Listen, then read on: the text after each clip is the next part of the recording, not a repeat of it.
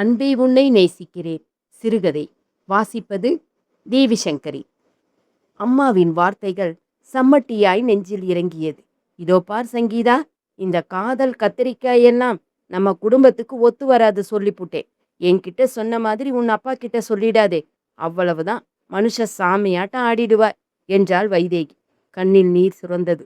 அம்மா ப்ளீஸ், நான் சொல்வதை கொஞ்சம் கேளேன். நீ நினைக்கிறா போல இல்லம்மா. ராகவ் ரொம்ப நல்லவர். நல்ல குடும்பம், நல்ல வேலை, கை நிறைய சம்பளம், எல்லாவற்றையும் விட என்னை உயிருக்குயிராய் காதலிக்கிறார். இதைவிட என்ன தகுதியை நீ எதிர்பார்க்கிறாய் என்றார்.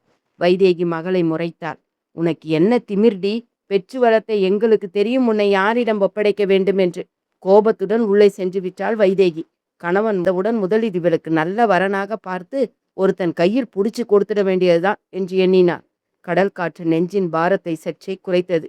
மீண்டும் மீண்டும் கரையை தொட்டு செல்லும் அலையையே பார்த்து கொண்டிருந்தாள் சங்கீதா. ராகவ் அவளை ஆறுதல் படுத்தும் நோக்குடன் பேச ஆரம்பித்தான். இதோ பார் சங்கீதா, நம்மை பெற்றவர்கள் இன்றைய தலைமுறையை சட்டென நம்பிவிட மாட்டார்கள் தான். காரணம், காதலை அவர்கள் ஏற்றுக்கொள்ள மாட்டார்கள் என்பதை விட செல்லமாய் வளர்த்த தன் மகளை கடைசி வரை கண்கலங்காமல் வைத்து காப்பாற்றுவானா என்பதுதான். அதில்லை ராகவ், நான் சொல்வதை காது கொடுத்தும் கேட்க மாட்டேன் என்று சொல்பவர்களிடம் நான் என்ன பேச முடியும் என்றாள் கவலையுடன். புன்னகையுடன் அவளை பார்த்து அவன் சொன்னான். நீ சற்று பொறுமையாக இருந்தால் நல்லதோ என்று எனக்கு தோன்றுகிறது என்று. இன்னும் எப்படி பொறுமையாக இருப்பது? விட்டால் என்னை வேறு யாருக்காவது திருமணம் செய்து வைத்து விடுவார்கள். பரவாயில்லையா என்றாள். அப்படி விட்டு விடுவேன் என்று எண்ணினாயா என்றான் அவன். அவளால் அவனை புரிந்து கொள்ள முடியவில்லை. நீங்கள் சொல்வது எனக்கு புரியவில்லை ராகவ் என்றாள் குழப்பத்துடன்.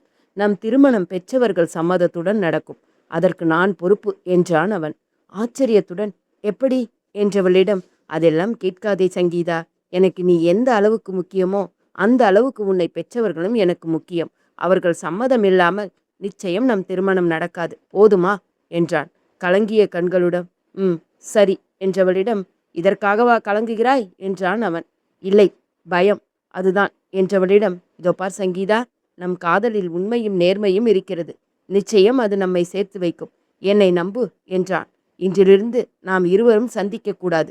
நம் திருமணத்தில் சந்திப்போம் என்றான் அவன்.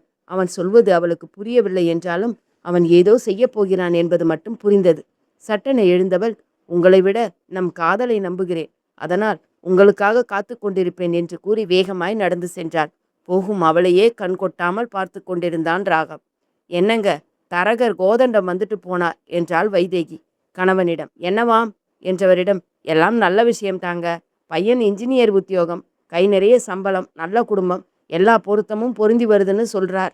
தரகர் எப்போ ஜோசியரானார் வைதேகி என்றவரிடம். எப்போதும் கிண்டல் பேச்சு தானா உங்களுக்கு என்றாள் வைதேகி. சரி, இப்போ நான் என்ன செய்ய வேண்டும் என்கிறாய் என்றவரிடம். நீங்களே தரகரிடம் பொண்ணு பார்க்க வரலாம்னு சொல்லுங்க. வரும் வெள்ளிக்கிழமை நாள் நல்லா இருக்குன்னு சொல்லுங்க என்றார் புன்னகையுடன். எல்லாம் முடிவு பண்ணிட்டு தான் சொல்றியா என்றவரிடம். சதா பிசினஸ் என்று ஓடுகிறவரிடம் என்னதான் சொல்வது? ஏதோ என்னாலான உதவின்னு தான் என்றாள் அவள்.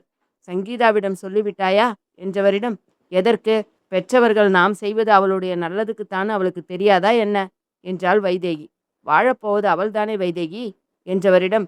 எனக்கு தெரியும், நீங்கள் ஃபோன் பண்ண போறீங்களா இல்லையா என்றவளிடம். உன் பேச்சையே மீற முடியுமா என்ன என்றவாறே தரகருக்கு ஃபோன் செய்தார் ராமலிங்கம். ராமலிங்கம் மிகப்பெரிய பிசினஸ்மேன் என்றாலும் மனைவி மகள் என்றால் அவருக்கு உயிர். சம்பாதிப்பது எல்லாம் அவர்கள் நலனுக்காகத்தானே என்பார். வைதேகியும் கணவனுக்கு தேவையான பணிவிடைகளை மலர்ச்சியுடன் செய்து விடுவார். அதுதான் அவருடைய வெற்றியின் ரகசியம் என்று பலருக்கு தெரிய வாய்ப்பில்லைதான். பணத்தை விட மனைவி மகளின் உண்மையான அன்பே வாழ்வில் பிரதானம் என்று எண்ணி வாழ்பவர். வெள்ளிக்கிழமை வீடே பரபரப்புடன் இருந்தது.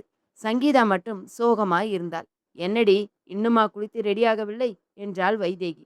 அம்மா, நீ செய்வது அநியாயம் என்று உனக்கே தெரியவில்லையா என்றாள்.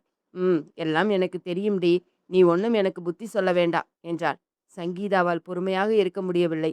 அம்மாவை எதிர்த்து பேசி பிரச்சனையை பெரிசாக்கவும் அவள் விரும்பவில்லை என்பதால் அமைதி காத்தாள். மேலும் பெண் பார்க்கத்தானே வருகிறார்கள், திருமணம் நடந்து விடவில்லையே என்ற எண்ணமும் அவளுக்கு இருந்தது. மாப்பிள்ளை வீட்டுக்காரர்கள் வந்து விட்டார்கள் என்று ராமலிங்கம் பரபரப்புடன் கூறுவது கேட்டது. சங்கீதாவிற்கு கண்ணில் நீர் நிறைந்தது. ராகவ் உங்களை மனதளவில் ஏற்றுக்கொண்ட பிறகு என்னால் வேறு ஒருவனை வாழ்க்கை துணைவனாக ஏற்றுக்கொள்ள முடியாதே, நான் என்ன செய்வேன் என்று மனதிற்குள் அழுதாள். அம்மாவின் மேல் கோபம் வந்தது. என்னடி, ரெடியாகி விட்டாயா இல்லையா? இந்தா உன் பிறந்த நாளுக்கு அப்பா வாங்கி தந்த ஆரம், இதை போட்டுக்கொள். இன்னும் அழகாக இருக்கும் என்றார். ஆமாம், இது ஒண்ணுதான் குறைச்சல். ஏனம்மா என்னை புரிந்து கொள்ள மாட்டேன் என்கிறாய் என்றாள் தவிப்புடன். உன்னை புரிந்து கொண்டதெல்லாம் போதும்டி. அதுதான் மாப்பிள்ளை வரப்போகிறாரே, இனி அவர் புரிந்து கொள்ளட்டும் என்றார். இனி அம்மாவிடம் பேசி பிரயோஜனமில்லை. நேரடியாய் மாப்பிள்ளையிடம் பேசிவிட வேண்டியதுதான் என்று எண்ணியவள் அம்மா தந்த காஃபி தட்டை வேண்டா வெறுப்புடன் வாங்கி கொண்டாள்.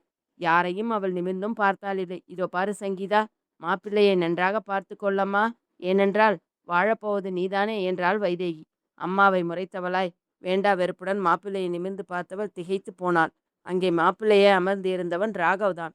அர்த்தம் பொதிந்த அவன் புன்னகை தந்த பரவசத்துடன் திரும்பியவளை பார்த்து கண் சிமிட்டிய தாயை நன்றியுடன் பார்த்தாள் அவள். பெண்ணை எங்களுக்கு பிடித்துவிட்டது. மேற்படி ஆக வேண்டிய வேலைகளை பார்க்கலாம் என்று அவர்கள் பேசுவதும் கேட்டது.